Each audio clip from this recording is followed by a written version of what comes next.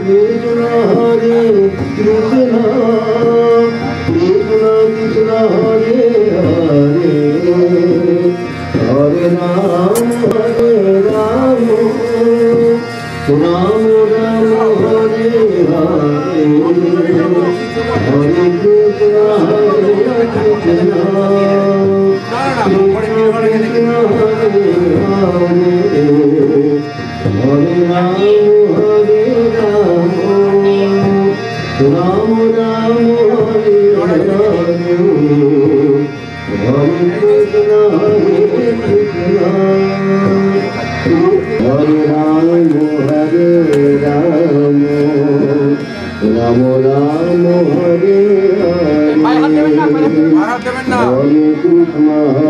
Hare Krishna Krishna Krishna Hare Hare Hare Ram Hare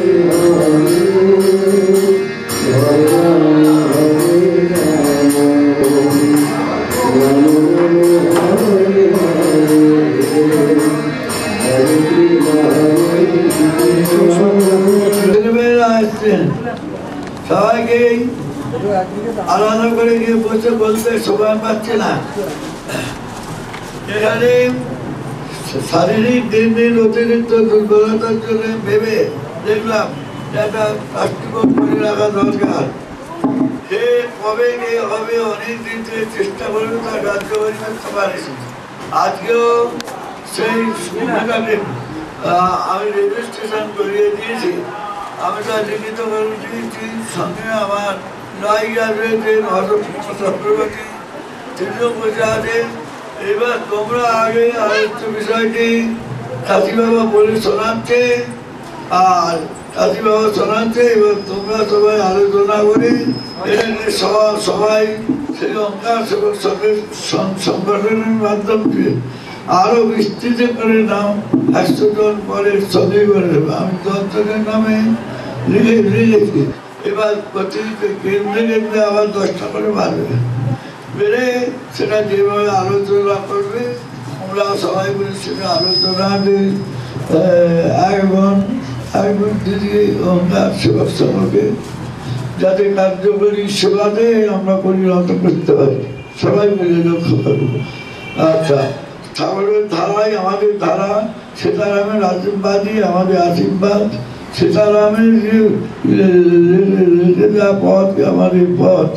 এই পথ ধরে এই পথ চিন্তা করে এই শাস্ত্র পথে যুক্তি দিয়ে আমাদের সবাইকে চলতে হবে। 5 জন সন্ন্যাসী 5টা মঠের প্রতিনিধি করে দেওয়া হয়েছে। তার মধ্যে তাদের মধ্যে কথা উল্লেখ আছে সবাই দীক্ষা দেবে, কিন্তু সেবক সবাই হবে আমরা ওঙ্কার সেবক সবাইছি, ওঙ্কার সেবক সংঘ, যাতে আমাদের ইয়েটা অখণ্ড থাকে, খণ্ড না হলে না, সেই রকম ব্যবস্থা নিয়ে আছে। আলোচ্য বিষয়গুলো আলোচনা করো, রেজিস্ট্রেশন হয়ে গেছে। তাই আজকে আমি তোমাদের সবাইকে ডিগ্রি পাঠিয়েছি এবং নিয়ে আলোচনা করবার জন্য হচ্ছে মুখ্য বক্তব্যে কাশীনাথ মুখোপাধ্যায় বাবাকে রাখা হয়েছে। তোমরা শোনো, পরে আমি তোমার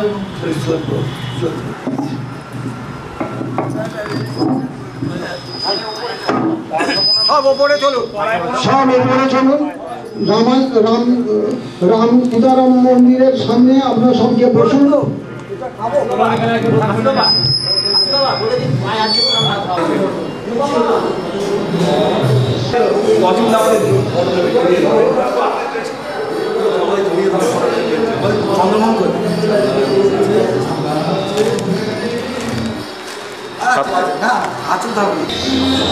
আমি কিন্তু বলিনি, গণেশদা বলি, বাকিটা বলিনি কিন্তু।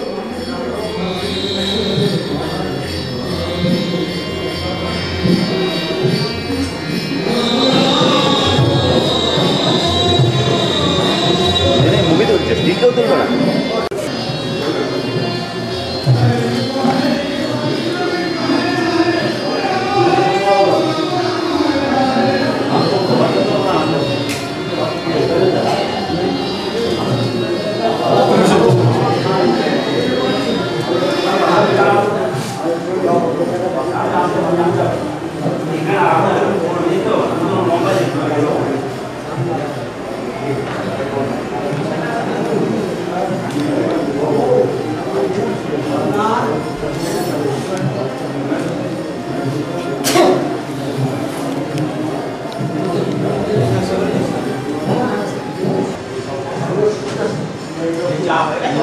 এই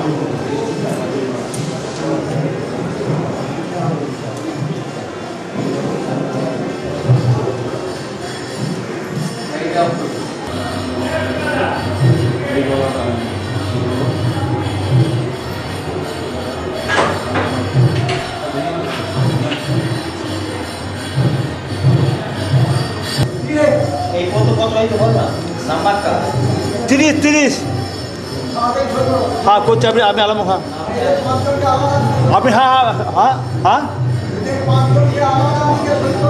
আচ্ছা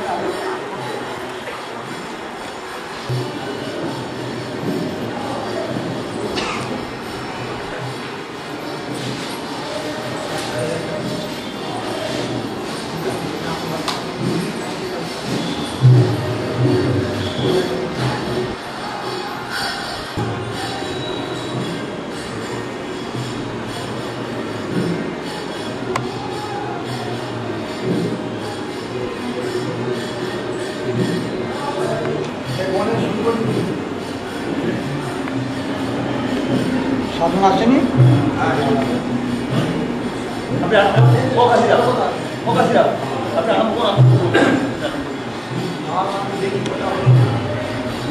সাধন আসেনি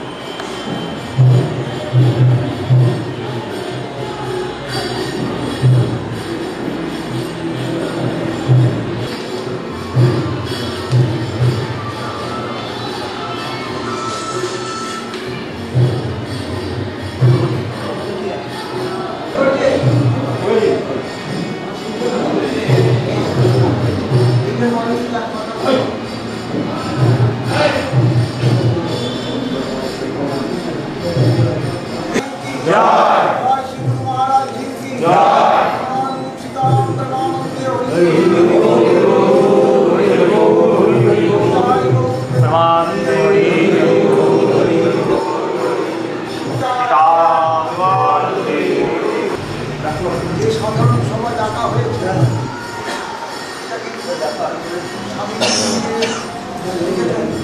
আমাদের সকলেই অবৈধবাদ তার শারীরিক অবস্থা বিপর্যয়ের জন্য ভবিষ্যতের কর্মসংখ্যা কীভাবে নির্ধারণ করা যায় তার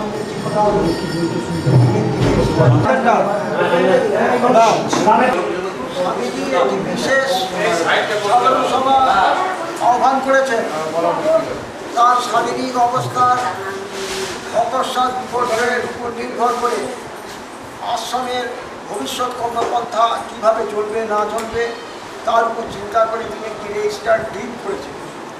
সেই রেজিস্টার্ড ডিডটি আপনাদের কাছে পড়ে শোনাবো। তিনি নিজে স্বেচ্ছায় এই ডিডটি করেছেন, এখানে আমাদের কারণ কিছু বলার নেই। ওঙ্কার সেবক সংঘের শাখায় ওঙ্কার সেবক সংঘের এই সাধারণ সভায় সেই ডিউটিতে যা বলা হয়েছে সেটিকে আমরা সর্বসম্মত সিদ্ধান্তক্রমে গ্রহণ করার জন্য আপনাদের কাছে আমি আবেদন জানাচ্ছি এবং আমি আপনাদের কাছে সেই ডিউটি পড়ে শোনাবার চেষ্টা করছি।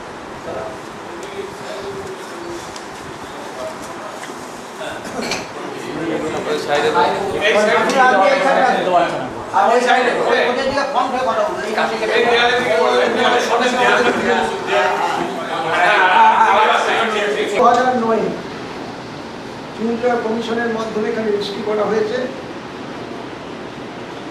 নিয়োগপত্রটি আমি ওঙ্কার সেবক সংঘের গুরু ও প্রতিষ্ঠাতা ত্রিদণ্ডী স্বামী পরাঙ্কুশ রামানুজিও গুরুপিতা শ্রী শ্রী সীতারাম দাস ওঙ্কারনাথ মহারাজজি, জাতি হিন্দু, ভারতীয় নাগরিক, পেশা দেবসেবা, সাকি রামানন্দ মঠ পোস্ট দীক্ষিত, থানা মগরা, জেলা হুগলি, এদের দ্বারা প্রচার প্রকাশ স্বীকার এবং ঘোষণা করিতেছি যে আমি আমার গুরু পরম পূজনীয় গুরুদেব শ্রী শ্রী সীতারাম দাস ওঙ্কারনাথ ঠাকুরের আধ্যাত্মিক ভাবধারায় উদ্বুদ্ধ হইয়া সমাজের আপামর জনসাধারণের আধ্যাত্মিক চেতনার উন্মেষের এবং মানব কল্যাণের নিমিত্ত সংঘের গুরু মহারাজ হিসেবে আমার কর্তৃক নিয়োজিত শিষ্য ও সদস্যগণের সহায়তায় সংঘের কার্যাবলী এযাবৎকাল পরিচালনা করিয়া আসিতেছি এবং ঠাকুরের আধ্যাত্মিক চিন্তাধারায়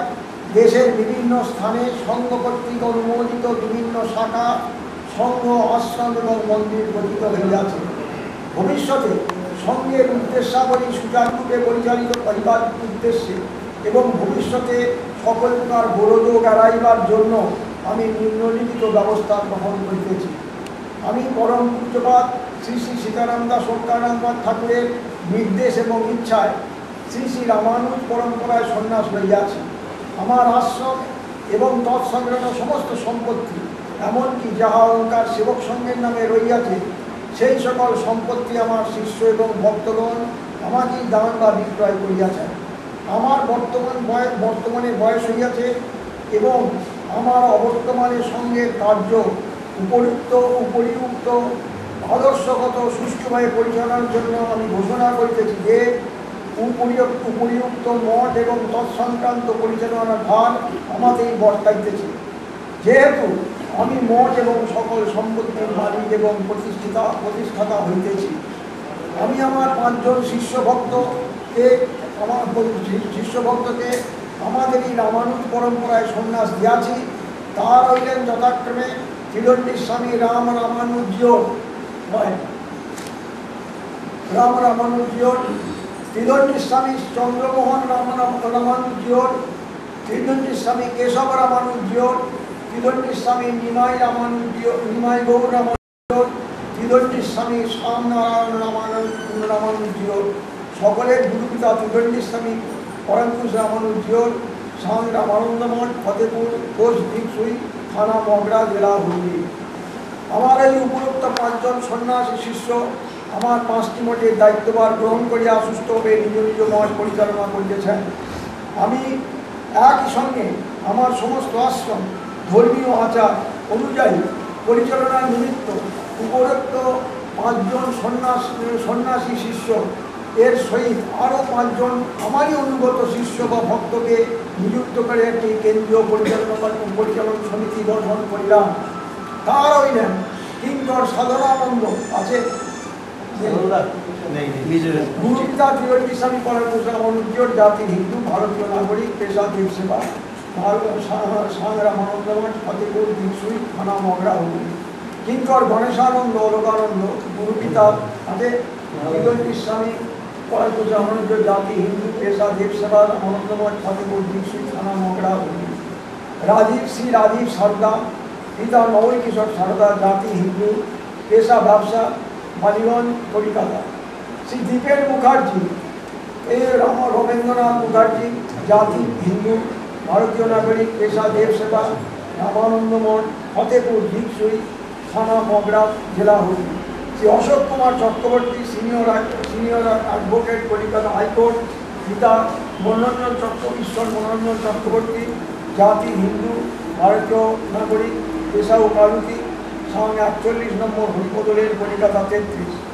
আমি উপযুক্ত 10 জনকে স্বেচ্ছায় আমার গুরু পরম্পরায় আদর্শ অনুযায়ী যোগ্য পরিচালক নির্দিষ্ট করিয়া নিযুক্ত করিলাম।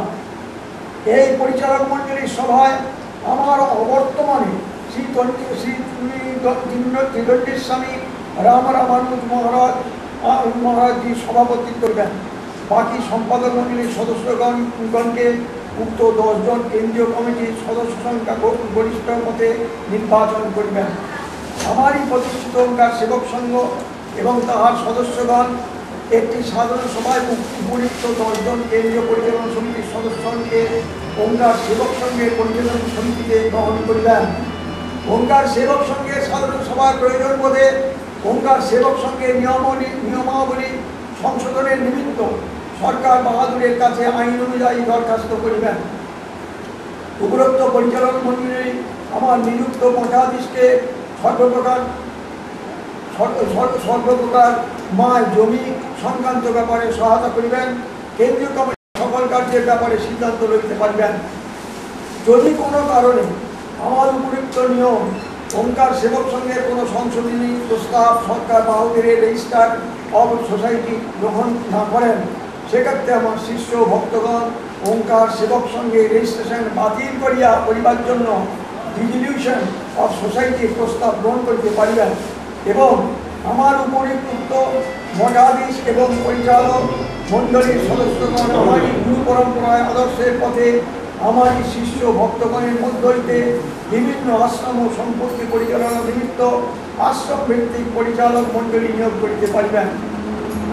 আমাদের ধর্মীয় আদর্শ যাহা ওঙ্কার সেবক সঙ্গে লিপিবদ্ধ, তাহাই পরিচালক মণ্ডলীর আদর্শ হিসাবে থাকিবে। শ্রী শ্রী ঠাকুর সীতারাম দাস ওঙ্কারাম মহারাজজির ভাব ও আদর্শ সম্মুখে রাখিয়া উপরোক্ত 5 জন সন্ন্যাসী মঠে বা আশ্রমে শ্রী শ্রী ঠাকুরের প্রতিনিধি রূপে গুরু সেবক রূপে গুরুরূপে নহে জীবোদ্ধারের জন্য দীক্ষাদান করিতে পারিবেন। লক্ষ্য রাখিতে হইবে যেন ব্যক্তিগত গুরুবাদ কোনো ক্রমেই প্রশ্রয় না পায়। আরও উল্লেখযোগ্য এই যে যদি কোনো সন্ন্যাসী সন্তান শ্রী শ্রী ঠাকুরের ভাবাদর্শচ্যুত হন কিংবা কোনো ক্রমে পদস্খলিত হন, তাহলে কেন্দ্রীয় কমিটি বিশেষ আলোচনা সভায় বিশদ আলোচনা সাপেক্ষে সংখ্যাধিক্যের সমর্থনে তাহাকে অপসারিত করিতে পারিবেন। পরিচালক মণ্ডলী সাধারণ সভার 101 জন সদস্য নিয়োগ করিবেন। এই সদস্যগণের নয় সংসার ত্যাগী ধার্মিক আশ্রম সেবক ধার্মিক ব্রহ্মচারীরা অবশ্যই সভ্য হইবেন এবং আশ্রমবাসী হইবেন।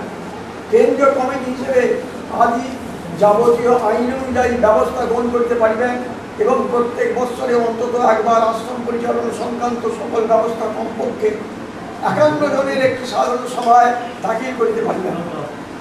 আমি হিন্দু ট্রাস্ট এন্ডাউমেন্ট আইনে আমার সকল সম্পত্তি আশ্রমের প্রতিষ্ঠাতা হিসেবে নিজের ইচ্ছায় গুরু পরম্পরায় আদর্শের সাক্ষী ভ্রমণের সম্মুখে এই নিয়োগপত্র রেজিস্ট্রি করিয়া সম্পাদন করিলাম।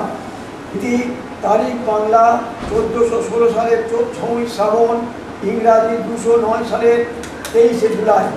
সাক্ষী কৃষ্ণধর চট্টোপাধ্যায় রামানন্দমঠ ফতেপুর পোস্ট দিকসুই থানা মগরা জেলা হুগলি। শ্রীধর চক্রবর্তী রামানন্দমঠ সাল ফতেপুর দিকসুই থানা মগরা জেলা হুগলি। তপন কুমার মণ্ডল এটি লিখেছেন। টাইপ করেন হচ্ছে লক্ষ্মীকান্ত ঘোষ। আপনাদের এখানে 2 হাতে আঙুলের ছাপ ছবি নেওয়া হয়েছে, দেখুন এবং বাবার ছবি করা ছবি আছে। আপনাদের কাছে আমার বক্তব্য, স্বামীজির এই যে নির্দেশ লিখিত নির্দেশ রেজিস্ট্রিকৃত নির্দেশ আজকের সভায় আমি আবার একবার আমাদের সকলকে স্মরণ করিয়ে দেব যে কতগুলি আমাদের সঙ্গে নিয়মাবলী আছে। সেই নিয়মাবলীগুলি আমরা সবাই জানেন না এবং জানলেও সেই ধারা অনুযায়ী আপনারা চলতে পারেন না। আমি চেষ্টা করব আপনাদের সেগুলি শুনিয়ে দিতে। দেওয়ার পর আমরা আমাদের আজকের যে সিদ্ধান্ত নেওয়া হবে বিশেষ সাধারণ সভায়, স্বামীজি আহত বিশেষ সাধারণ সভায় বিশেষভাবে এটি নির্দিষ্টকৃত করা হোক, নথিভুক্ত করা হোক যে এটি আমরা অনুমোদন করলাম।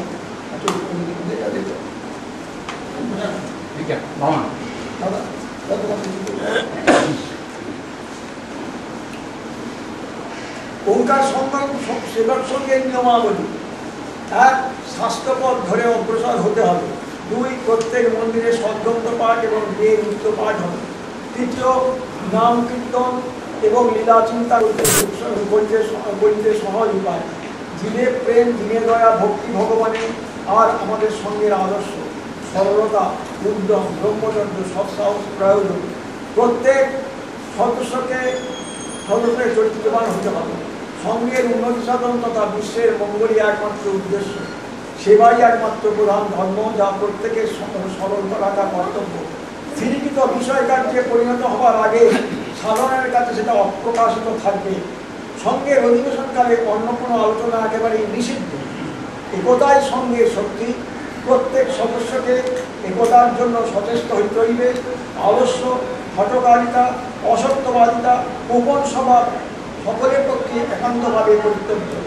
সদস্যগণের পক্ষে কোনো বিষয়ে পরস্পরের মধ্যে সন্দেহগ্রস্ত হইলে তা সঙ্গের ভিতর সরল মনে আলোচনার মাধ্যমে সত্তর মিটিয়ে নেওয়া কর্তব্য। প্রত্যেক মাসে অন্তত 2-3 দিন সবার অধিবেশন হওয়া আবশ্যক। সম্পদের এবং মঠবাসীগণের দেববিগ্রহ এবং ঠাকুরের তথা মঠের যাবতীয় বিষয় জ্ঞাত থাকা উচিত। আশ্রমের সব কাজই গুরু সেবা, একথা প্রত্যেক সদস্যকে মনে রাখতে হবে। এগুলি হচ্ছে আমাদের নিয়ম, আপনাদের পরে আমি শোনালাম। এখন এগুলি পালন করার দায়িত্ব হচ্ছে আপনাদের, এবং যে রেজিস্ট্রিকৃত দলিলটি আপনাদের পড়ে শুনেছি সেটা আপনারা শোনা হলো, কথিত হলো, শোনা হলো, এবং আমরা সর্বসম্মতিক্রমে এই সমর্থন করলাম। মনে রকম ভূমিকা হোক, এইগুলি আমি আপনাদের কাছে প্রার্থনা করি। আচ্ছা, আমার এটা রেজিস্ট্রি হয়ে না